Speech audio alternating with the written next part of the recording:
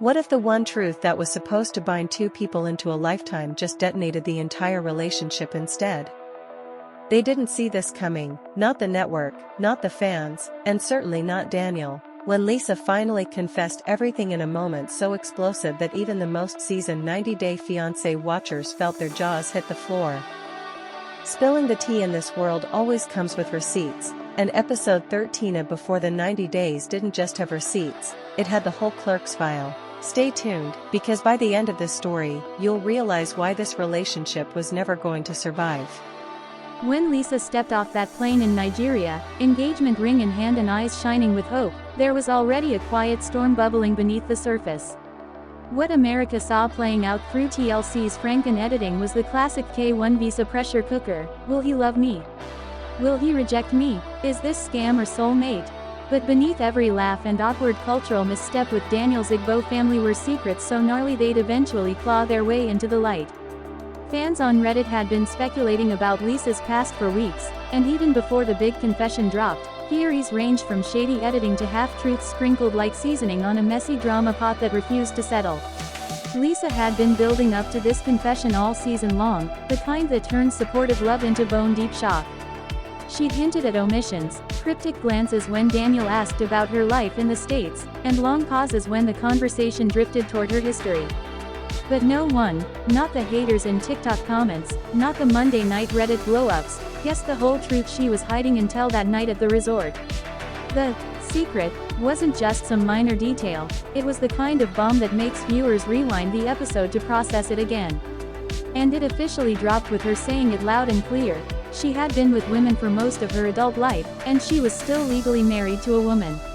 When Lisa told Daniel she was still married and had been married multiple times, 5 times, to be exact, his reaction was disbelief at first, the kind of jaw-drop moment reality TV thrives on. Daniel reassured her at first that as long as she was legally free, none of that past mattered. But the real shock came when she confirmed that her most recent marriage was to a woman, and, by her own admission, she hadn't finalized the divorce. That wasn't a reunion with an ex, that was an active marriage. Suddenly, Daniel's entire understanding of their intimacy, their future, and the legitimacy of everything they'd shared so far unraveled in real time. Picture it like a slow-burn thriller.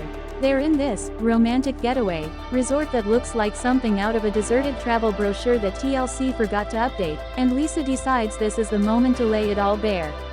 Naturally, Daniel doesn't take it well, not well at all. "Don't come close to me," he blurts out, which quickly became one of the most quoted lines from this episode online, not because it was tender or poetic, but because it underscored a fundamental collapse of trust in real time.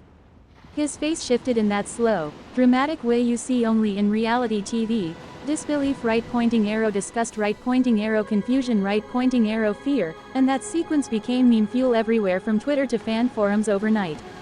In the culture Daniel comes from, sleeping with someone who is still legally married, especially without a divorce, isn't just awkward, it's a moral and spiritual crisis.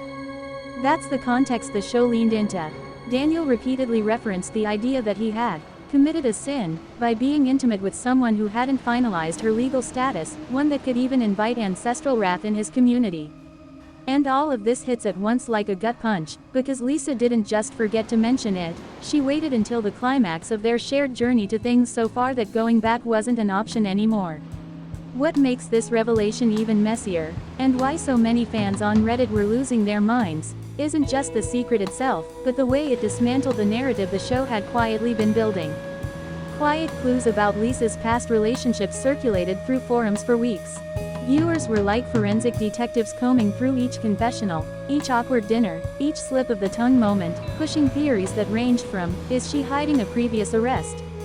To, is this another fake profile situation? None of those guesses hit the mark. The real truth, a marital status so unconventional in Daniel's context, and so central to trust, that it flipped the entire script on its head. And let's be honest, that's part of what keeps audiences hooked on shows like 90 Day Fiancé. They're not just watching love stories, they're watching cultural collisions, emotional detonations, and the aftermath of choices made in private that become public spectacles. But somewhere along the line, when Lisa opened up and spilled every last truth she had left, even the ones she probably hoped would never come out. The dynamic between her and Daniel shifted into something unrecognizable. He wasn't angry in the petty sense. He was stunned, unanchored, and visibly wrestling with the implications of every moment they had shared. The pressure cooker that the K1 visa timeline creates. Arrive, connect, commit, turned volatile when honesty finally surfaced at the very last possible minute. Midway through this emotional storm, there's that natural break where you might already be reaching for the subscribe button because you have to know what happens next. You'd pause, toss it into your watch later list, and then spend the next day scrolling through dramas and memes about the scene where Daniel says, "Don't come near me." That's how shows like this bleed out into TikTok and Reddit, because the raw human reaction, unfiltered, unedited, uncensored by polite conversation, is what people latch onto. They don't just watch. They react, they comment, they create. And in this case, they debate. But here's the thing, in the middle of all the online chaos and the emotional wreckage in the episode, one question remains burning hotter than any tea spilled that night. Was this relationship ever real in the first place?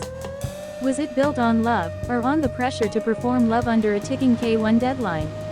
Some fans argue that handing Daniel a ring the second she landed signaled desperation, not devotion, that Lisa was so deeply invested in making it work that she was willing to bury the parts of her life that didn't fit the idealized version of love she thought America expected. Others see Daniel's reaction as deeply rooted in cultural values and personal identity, a man facing a truth that challenges his worldview and sense of self. Both interpretations have legs in the court of public opinion, which is why this story didn't just end with one explosive confession. It opened up a firestorm of debate about truth, identity, culture, and the ways reality TV squeezes life's most intimate moments into social media fodder. And that's exactly why, when the credits rolled on this episode, casual viewers didn't just feel entertained, they felt compelled to talk about it, to pick it apart, to argue about who was right and who was wrong. Some were rooting for Daniel to grow and accept Lisa's past, others were convinced the relationship was doomed from the moment Lisa hid this truth. But what everyone agreed on was this: it was one of the juiciest, most intense emotional detonations before the 90 days has produced in a long while. So here's the question that'll spark the biggest debate in the comments. Was Lisa justified in waiting until this moment to reveal the full truth about her past, or did her secrecy doom the relationship from the start? Drop your take, because this drama isn't over in the court of public opinion. Thanks for watching this video, and please subscribe Daniel John Updates YouTube channel for more update news.